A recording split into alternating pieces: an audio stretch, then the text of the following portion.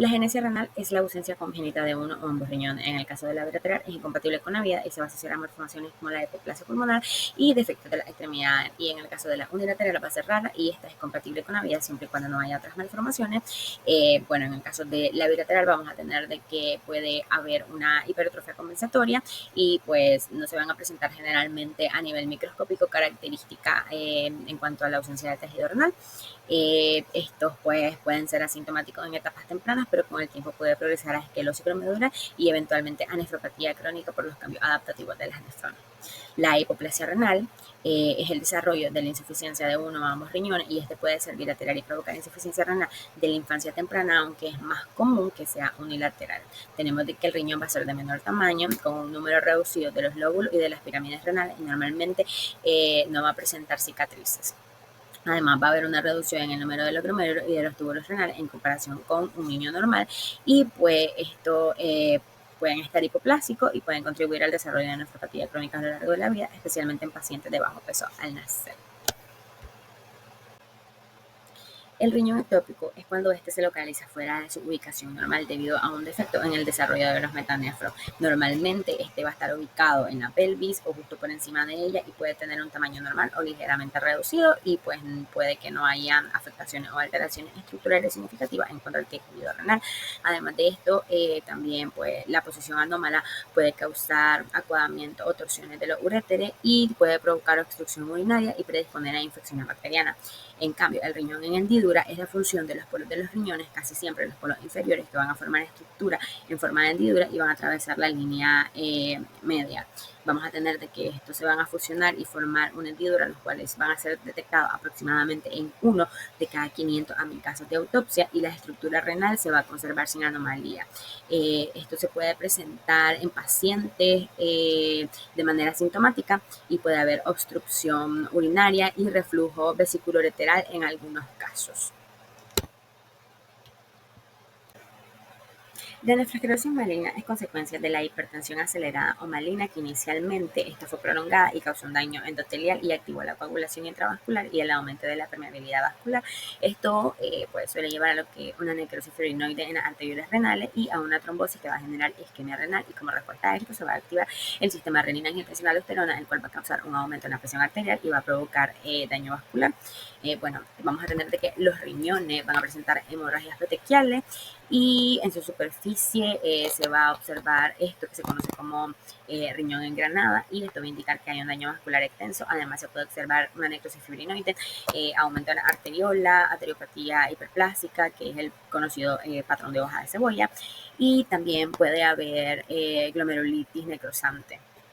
Tenemos de que los pacientes pues generalmente van a presentar presiones arteriales extremadamente altas, estas pueden ser mayores a 200/120 y puede haber proteinuria, hematuria, edema de papila, encefalitis y también daño cardiovascular y en etapas avanzadas puede haber una insuficiencia renal. La nefroesclerosis benigna se va a asociar a la esclerosis de las arteriolas renales causando una hipertensión crónica y provocando el engrosamiento parietal de la arteriola debido a la hialinización y a la acumulación de proteínas plasmáticas junto con la acumulación de la síntesis de la matriz de la membrana basal.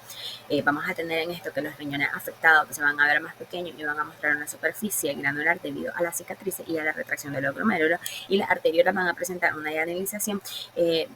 así como una estenosis luminal junto con cambio hiperplásico y también puede haber atrofia isquémica.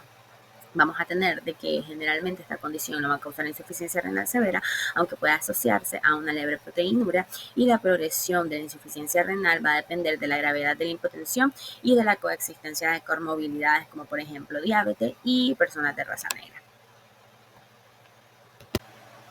La hidronefrosis es la dilatación de la pelvis y de los cálices renales que va a estar acompañada por atrofia del parénquima renal y va a resultar como la obstrucción parcial o total de flujo de salida de la orina en cualquier parte del tracto urinario, desde la uretra hasta la pelvis renal. Esto se va a dar por la acumulación progresiva del afectado glomerular que no puede drenarse adecuadamente y la persistencia de la filtración, incluso en la obstrucción completa, va a causar dilatación de la pelvis y de los cálices, aumentando la presión intrarrenal y va a llevar a la compresión de los vasos sanguíneos renales, lo que va a resultar como una isquemia y atrofia del parénquima renal, además de que esto va a provocar reacciones inflamatorias y va a contribuir al desarrollo de fibrosis. Vamos a tener en esta que el riñón se va a encontrar dilatado, especialmente en los cálices y en la pelvis renal, y va a haber un parénquima con atrofia y con compresión, y en caso avanzado el riñón puede aumentar de tamaño hasta 20 centímetros, así como puede haber un aplanamiento de la pirámide. También puede haber obstrucción súbita, también puede haber obstrucción completa, y pues de manera microscópica vamos a ver de que se va a observar inicialmente la dilatación tubular, también puede haber atrofia, fibrosis de los túbulos, y en casos graves puede haber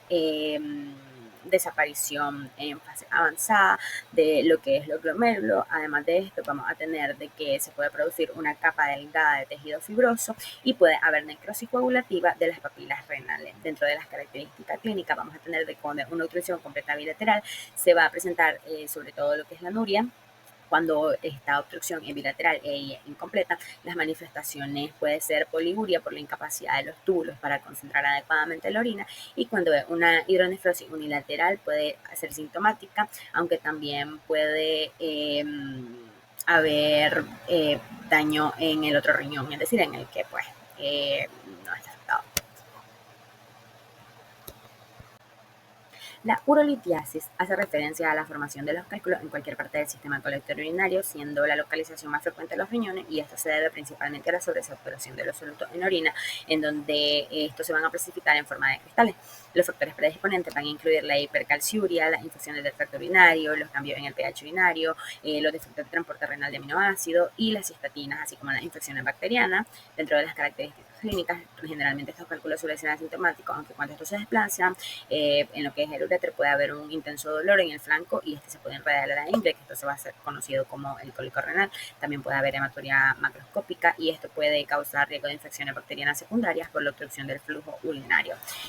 Bueno, dentro de los tipos de cálculos tenemos el cálculo de fosfato calcio, que este es el más común y está relacionado con la hipercalciuria. Están los de estrubita, también están los de ácido úrico, que van a estar relacionados con la orina ácida, y esto va a ser frecuente en pacientes con gota. Y están los de cistina, que estos van a estar asociados con defectos genéticos en el transporte renal de la cistina. Los cálculos suelen ser unilaterales y en el 80% de los casos se localizan principalmente en la pelvis y los cálices renales, aunque también pueden encontrarse en la vejiga y pueden ser pequeños y lisos, entre 2 a 3 milímetros, o en caso grave formar cálculos que van a rellenar toda la pelvis renal.